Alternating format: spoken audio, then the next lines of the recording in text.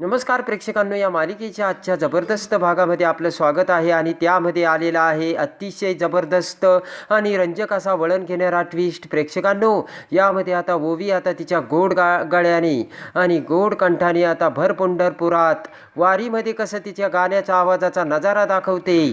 तिलोत्तमाचा खोटा अहंकार धुळीला मिळवत, तिलोत्तमाचा तोरा उतरवून आता भैरवीचा माज उतरवत आता सावली कशी ओवीला घेऊन पंढरपुरात जाते आणि सारंग आता सावली आणि ओवीला कशी मदत करतो, सावली आणि सारंग कसे एकत्र येतात. प्रेक्षकांनो, हे सगळे या व्हिडिओमध्ये आपण बघूयात. चला तर व्हिडिओला सुरुवात करूयात. त्यामध्ये आता तिलोत्तमा सावलीच्या घरी येऊन बोट करत म्हणते की हे बघ सावली, हे तू जे काही करते ना ते ताबडतोब थांबव. तर आता सावली म्हणते की तुमच्या खोट्या प्रतिष्ठेसाठी हे सगळं तुमचंच ऐकायचं आहे का आणि जगाने प्रत्येक गोष्ट तुमची आज ऐकावी असे तुम्हाला वाटते का? आणि सावली म्हणते की तुम्ही इथे येऊन माझ्यासोबत जी दमदाटी केली ना, खूप मोठी चूक केली आहे असे आता बोलते. आणि सावली म्हणते की त्यापेक्षा तुम्ही एक काम करा, थेट तुम्ही तुमच्या मुलाशी जाऊनच बोला आणि त्यांनाच ओवीला इकडे पाठवायला सांगू नका, सगळं काही व्यवस्थित होईल, कशाला मला दमदाटी करता. आणि सावली म्हणते की तुम्ही किती जरी जीवाचा आटापिटा केला तरी प्रत्येक गोष्ट तुमच्या मनासारखी होत नसते आणि होणारही नाही. तिलोत्तमा म्हणते की परत तेच बोलते का तू? मी तुला किती जीव तोडून सांगितलंय. सावली म्हणते की हा तुमच्या प्रतिष्ठेचा प्रश्न नाही किंवा माझ्यासुद्धा नाही आहे, हा विठ्ठलाच्या भक्तीचा प्रश्न आहे आणि साक्षात विठ्ठलाने येऊन जरी मला सांगितलं ना तरी मी विठ्ठलासाठी हे गाणं गाणार आणि गाणारच असे आता सावली तिलोत्तमाला ठणकावून सांगते. आणि आता तिलोत्तमा म्हणते की तुला ना खूप मात चढलाय, बघ कशी बोलतेस तू, पण तू माझ्या वाकड्यामध्ये शिरते ना आणि बघ आता तू कशी वारीमध्ये गाते ते आणि कसे तुला सारंग मदत करतो ते. आणि तिलोत्तमा म्हणते की तुझं हे जे काही चाललंय ना ते खूप वाईट आहे आणि याचे परिणाम तुझ्या कुटुंबाला सुद्धा भोगावं लागणार आहे. आणि तिलोत्तमा रागाने आता घरी येताच तिलोत्तमाला सावली काय काय म्हटली ते सगळं आठवतं. हा तुमच्या आणि माझ्या संघर्षाचा प्रश्न नाही आहे, हा ओवीच्या गाण्याचा प्रश्न आहे आणि विठ्ठलाच्या भक्तीचा प्रश्न असल्याचे सावलीचे बोलणे आता तिलोत्तमाला आठवतं. आणि एवढ्यात आता मोनिका तिलोत्तमा येताच तिलोत्तमाला पाणी घेऊन येण्याचे नाटक करते आणि म्हणते की आई, कसं झालं बोलणं आणि सांगितलं का त्या सावलीला तुम्ही ठणकावून आणि आता ती गाणार नाही आहे ना? आणि मोनिका म्हणते की ऐकलंच असेल ना तिने. आणि ते ऐकताच आता बोट करत तिलोत्तमा म्हणते की मोनिका, त्या उद्धट मुलीचे दिवस आता भरत आलेत. आणि मोनिका म्हणते की म्हणजे काय झालं आई? तर तिलोत्तमा म्हणते की त्या पोरीचा खेळ खल्ल्यास केल्याशिवाय मी गप्प बसणार नाहीये. आणि ते ऐकताच मोनिका विचार करते की आईचा हा अवतार आणि हे बोलणे ऐकून सावलीने हिचा एक शब्दही ऐकून घेतला नाही वाटतं. आणि या दोघींच्या भांडणात पुढे काय होईल हे बघायला खूप मज्जा येणार असल्याची मोनिका बोलते आणि स्वतःच ते पाणी पिऊन घेते. आणि इकडे आता सावलीला सुद्धा इकडे तिलोत्तमाचे बोलणे आठवते आणि हे तुझं जे काही चाललंय ते फक्त सारंगच्या कॉन्टॅक्टमध्ये राहण्यासाठी तू करते ना, हे आता तिलोत्तमा म्हटलेली असते. आणि एवढ्यात आता सावलीला अमृताचा फोन येतो आणि फोन उचलताच अमृता म्हणते की आई, आल्या होत्या का सावली तिकडे? तर सावली म्हणते आल्या होत्या आणि सगळा राग त्यांनी ना माझ्यावरती काढला आणि ओवीला घेऊन गाण्याला जायचं नाही असं त्यांनी मला बजावलंय. आणि सावली म्हणते की त्या मला म्हणाल्या तुला हवे तेवढे पैसे देते पण गाणं कॅन्सल कर. तर अमृता म्हणते अरे बापरे, मग तू काय निर्णय घेतलास? तेव्हा तू काय सांगितलंस? तर सावली म्हणते की अजिबात नाही अमृताबाईंनी, मी काही जरी झालं तरी गाणं कॅन्सल करणार नाही आणि काही जरी झालं तरी मी ओवीला स्टेजवर घेऊन जाईलच असे आता इकडे सावली ही अमृताला बोलते. तर अमृता म्हणते की आता ना काही विघ्न यायला नको सावली, आणि ऐन वेळेस या आईने जर काही वाढून ठेवलं तर मग काय करायचं सावली? असे बोलताच सावली म्हणते की आई, मी विठुरायाची भक्त आहे आणि विठुरायासाठी मी हे करू राहिली, तेव्हा आता जे काही होईल ते विठुरायास बघून घेईल. आणि साक्षात विठुरायाने जरी मला सांगितलं तरी मी ऐकणार नाही आणि त्या इथे येऊन मला धमकी देऊन गेल्यात आणि माझी विठुरायावरती पूर्ण श्रद्धा आहे आणि मी ओवीला घेऊन पंढरपूरच्या वारीत नक्की जाणार आणि ओवी ही गाणं गाणारच असे आता सावली अमृताला सांगते. आणि इकडे आता सावली म्हणते की ओवीच्या गाण्यापेक्षा माझ्यासाठी काहीच महत्त्वाचं नाही आहे. मग तिलोत्तमा मॅडमला काय वाटतं त्याचं मला काहीही घेणं देणं नसल्याचे सावली सांगते. जर सारंगला कळलं तर घरात पुन्हा वाद होतील असे आता अमृता सावलीला सांगते. आणि इकडे आता सावली तिची बॅग भरायला घेते. अबीर तिथे येतो आणि म्हणतो की आई, प्रवास खूप लांबचा आहे बरं का, आणि आपल्याला लवकर निघायला हवं. तर आता सावली म्हणते की लगेच तयारी होईल, आणि आपल्या आनंदाला जर आपल्या भक्तीची जोड असेल तर प्रवास किती जरी लांबचा असला ना तरी त्यात आनंदच वाटतो अबीर. आणि त्यानंतर आता सावली आता तिच्याजवळ असलेली विठ्ठलाच्या मूर्तीची आता मनपूर्वकपणे भक्तिभावाने पूजा करते. विठ्ठलाला आता अगरबत्ती लावून आणि फुले वाहून आता सावलीने खऱ्या अर्थाने तिच्या विठ्ठलाची पूजा केलेली असते. आणि त्यानंतर आता इकडे तिलोत्तमा ही भैरवीला कॉल करते, आणि भैरवीला कॉल करताच आता भैरवी म्हणते, बोल तिलोत्तमा, अगं मी तुझ्याच फोनची वाट बघत होती. तेव्हा आता तिलोत्तमा म्हणते की तुला लाज वाटत नाही आहे का गं भैरवी वर तोंड करून बोलायला. तर भैरवी म्हणते की मी अजून हरले नाही आहे तिलोत्तमा. तिलोत्तमा म्हणते की ती सावली त्या आता गाण्याच्या कार्यक्रमात सिलेक्टसुद्धा झाली आणि ती पंढरीला चाललीसुद्धा, आणि अजूनही तुला वाटतंय. आणि तिलोत्तमा म्हणते की एका फटक्यात तुला त्या सावलीने हरवलंय आणि मला वर तोंड करून काय सांगत होतीस.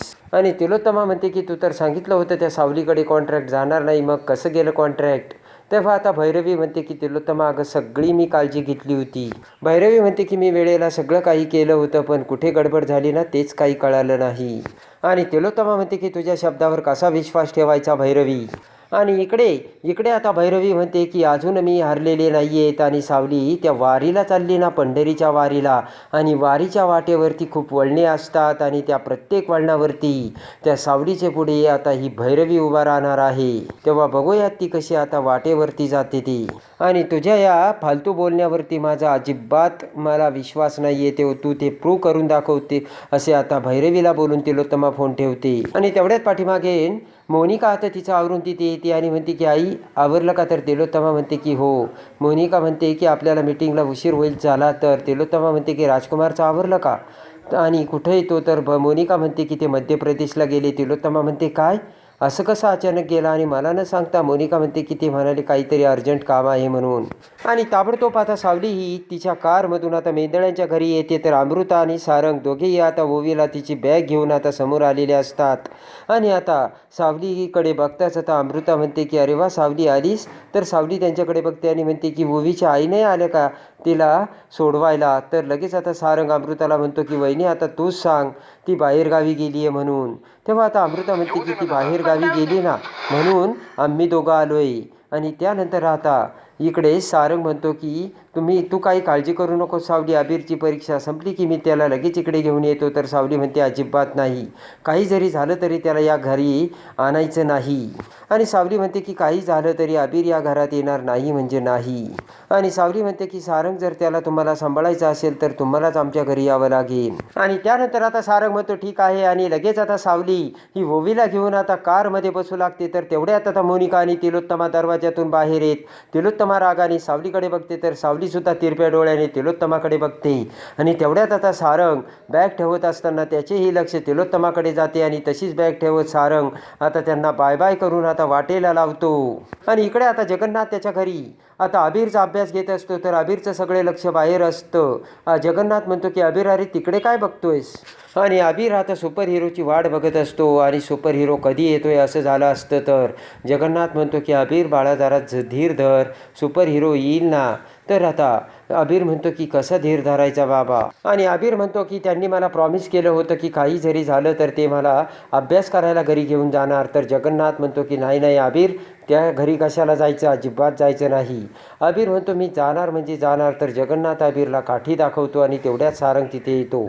आणि अबीर म्हणतो की बरं झालं सुपर हिरो तुम्ही आलात. आणि लगेच आता अबीर म्हणतो की हे बघा मी माझी बॅग आवरून ठेवली. तर सारंग म्हणतो की अबीर त्या घरी आपण नको जायला, मला काय म्हणायचं तू इथेच थांब. अबीर म्हणतो काल तर तुम्ही मला प्रॉमिस केलं होतं.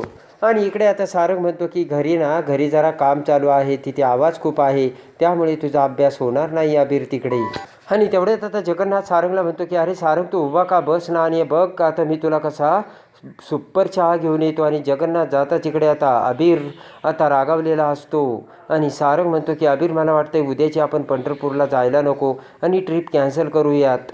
पटकन उठून उभा राहत अबीर म्हणतो, नको नको सुपर हिरो, मला आज तुम्ही घरी नाही नेलं तरी चालेल, पण उद्याची ट्रिप कॅन्सल करू नका. तर सारंग म्हणतो, मग अभ्यास करशील? पटकन अबीर आता पुस्तक घेतो. आणि इकडे आता सावली आणि ओवी त्या गाडीतून पंढरपूरला जात असताना आता गाण्याचा रियाज करू लागतात. आणि प्रेमाने आता ओवीला खाऊ घालत सावली आता ओवीला झोपी लावते. आणि इकडे आता सारंग देखील आता अबीरचा अभ्यास घेऊन अबीर सारंगच्या मांडीवर झोपतो. तर आता अबीरला झोपी लावत सारंग विचार करतो की सावलीसुद्धा माझ्यावरती चिडली नाही तर मी तुला घरी नेलं असतं अबीर. आणि लगेच आता जगन्नाथ म्हणतो की मला सुद्धा सावलीने शपथ घातली आहे सारंग. आणि लगेच आता सारंग म्हणतो की यामध्ये अबीरचा काय दोष. तर लगेच आता जगन्नाथ म्हणतो की प्रत्येक गोष्टीला उत्तर नसतं आणि प्रत्येक गोष्टी एका गोष्टीवरती अवलंबून असते. आणि लगेच आता सारंग म्हणतो सावलीसुद्धा मला हेच म्हणाली. तर जगन्नाथ म्हणतो की इतकी वर्ष त्या घरात राहून तुला ती गोष्ट दिसली नाही, याला काय म्हणायचं सारंग. आणि जगन्नाथ म्हणतो याचा अर्थ काय होतो, तुझ्या समोर असूनही तू ती गोष्ट बघितली नाहीस, त्याला आम्ही काय करू शकतो सारंग. तर आता सारंगला धक्का बसतो. तर आता सारंग म्हणतो की कोड्यात बोलू नका, जे काही असेल ते ना मला स्पष्ट सांगा, माझ्या घराच्या माणसाबद्दल काही आहे का. आणि जगन्नाथ म्हणतो की सारंग अजून थोडा काळ जाऊ दे, तुला आपोआप बरोबर उत्तरं मिळतील. आणि इकडे आता सारंग घरी येतो आणि अमृताला म्हणतो की आज खूप वर्षानंतर माझी मुलगी स्टेजवर गाणार आहे आणि मी खूप आनंदात आहे. तेव्हा आता अमृता म्हणते की तू तिच्यासोबत असायला हवं होतं सारंग. अमृता म्हणते की पण तुझी कामच संपत नाही. तर सारंग म्हणतो की आजचं काम ओवीसाठीच आहे वहिनी. आणि सारंग म्हणतो की म्हणजे मी आणि अबीर ओवीच्या कार्यक्रमाला पंढरपूरला जाणार आहोत. तर अमृता म्हणते काय. आणि लगेच आता अमृता म्हणते की खरं सारंग तुला जाणार आहे. तर सारंग म्हणतो हो, पण अमृता म्हणते तू तर ओवीला म्हणालास की आम्ही येणार नाही म्हणून. लगेच आता हसतच अमृता म्हणते अच्छा म्हणजे सरप्राईज देणार आहे का तिला. सारंग म्हणतो हो. आणि जेव्हा सारंग म्हणतो की अबीरला आणि मला ती स्टेजवरून बघेन तेव्हा तिचा कॉन्फिडन्स अजून स्ट्रॉंग होईल. आणि त्यानंतर आता सारंग म्हणतो की वहिनी मी तुला बघितलंय आणि तू सावली ज्या मूर्तीची विठ्ठलाच्या पूजा करायची ती मूर्ती तुझ्याकडे आहे ना वहिनी, मी ओवीला आणि तुला पूजा करताना बघितलंय. तर आता अमृता खाली मान घालते. आणि अमृता म्हणते की सॉरी सारंग, पण आईने आणि तुम्ही सावलीच्या सगळ्या आठवणी या घरात ठेवायच्या नाहीत म्हणून त्या बाहेर फेकून दिल्या. पण ना मी त्या सामानामध्ये ही मूर्तीसुद्धा होती म्हणून मला राहवलं नाही म्हणून मी ही मूर्ती पुन्हा घरात आणली सारंग. आणि सारंग म्हणतो की अमृता वहिनी कुठे ती मूर्ती. आणि लगेच आता अमृता म्हणते की देते आणि ही ड्रॉवर उघडून ती विठ्ठलाची मूर्ती अमृता समोर ठेवते.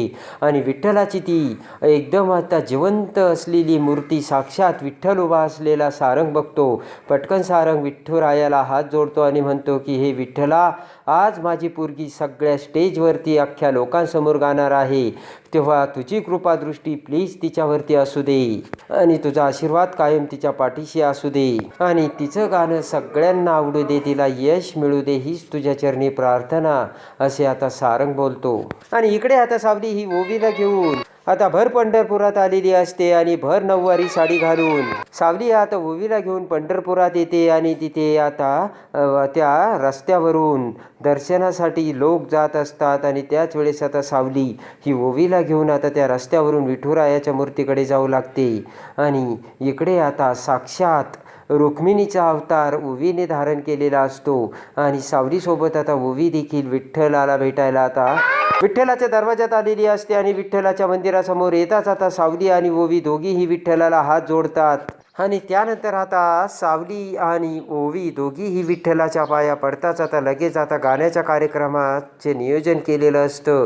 आणि त्या ठिकाणी आता सावली ही ओवीला घेऊन येते आणि भर स्टेजवर आता माईकच्या समोर आता ओवी गाणं गाण्यासाठी तयार झालेली असते. ओवी खूप खुश असते.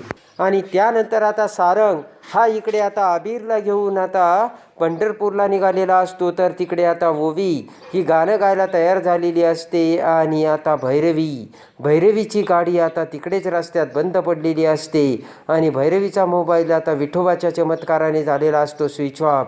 भैरवीचे सगळे कटकारस्थाना जागच्या जागी आता विठ्ठलाने थांबवलेले असते. आणि त्याच वेळेस आता इकडे सारंग हा अबीरला घेऊन तिथे येताच आता ओवी ही सारंगला बघताच आता एकदमच आता दमदारपणे ओवी तिच्या गोड कंठाने अख्ख्या पंढरपुरात आता विठोबाचं गाणं गाते. आणि सावली आता ओवीसोबत ते गाणं गाताच अख्ख्या पंढरपूरमध्ये आता विठ्ठलासोबत अख्खं पंढरपूर गेलेलं असतं ते ओवीच्या आवाजात दुमदुमून. तर कसं वाटला विठ्ठलाचा चमत्कार आणि ओवीचा आवाज. आवाज ते कमेंट्समध्ये नक्की कळवा आणि या मालिकेच्या डेली अपडेटसाठी आपल्या चॅनलला लाईक करा, सबस्क्राईब करा.